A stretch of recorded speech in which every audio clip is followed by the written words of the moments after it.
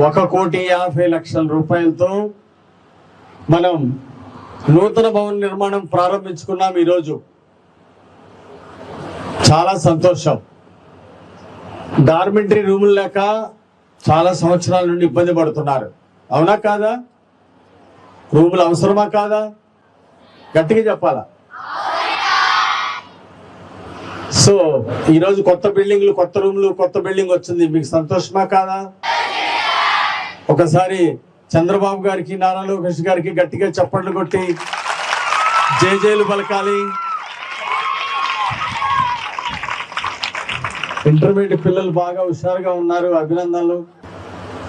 Dormitory rooms అన్ని కూడా చక్కగా బ్రహ్మాండమైన రూమ్ల అందజేశారు.